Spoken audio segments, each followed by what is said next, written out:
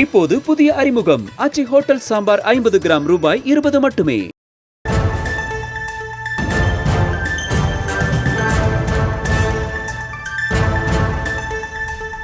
அண்மை செய்தியாக பார்த்து வருகிறோம். பொங்கல் பரிசு தொகை அறிவிப்பு இல்லாததால் மக்கள் பெரும் ஏமாற்றம் அடைந்திருப்பதாக பாலகிருஷ்ணன் தெரிவித்திருக்கிறார். வழக்கமாக வழங்கப்படும் 1000 ரூபாய் இல்லாததால் மக்கள் அதிருப்தி அடைந்திருப்பதாக தெரிவிக்கப்பட்டிருக்கிறது. இது தொடர்பான மேல் விவரங்களோடு இணைகிறார் செய்தியாளர் லதா. லதா, வணக்கம். விவரங்களை வழங்கலாம்.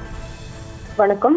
இந்த வருடம் வழங்க இருக்கக்கூடிய பொங்கல் பரிசு தொகுப்புல ரொக்கமானது வழங்கப்படாது என்று தெரிவிக்கப்பட்டிருக்கக்கூடிய நிலையில அந்த பரிசு தொகையை வழங்க வேண்டும் என வலியுறுத்தி மார்க்சிஸ்ட் கம்யூனிஸ்ட் கட்சியினுடைய மாநில செயலாளர் பாலகிருஷ்ணன் அறிக்கை வெளியிட்டிருக்காரு.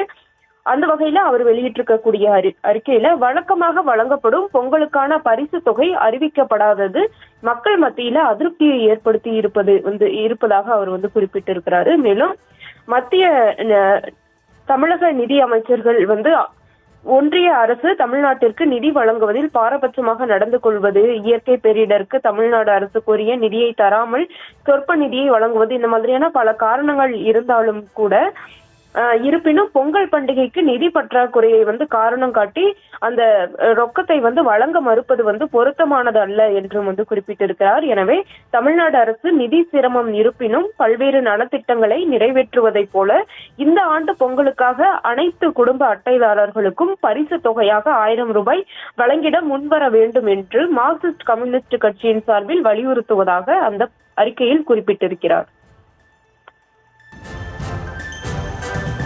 விவரங்களுக்கு நன்றி லதா. இப்போது புதிய அறிமுகம் ஆச்சி ஹோட்டல் சாம்பார் 50 கிராம் ரூபாய் 20 மட்டுமே.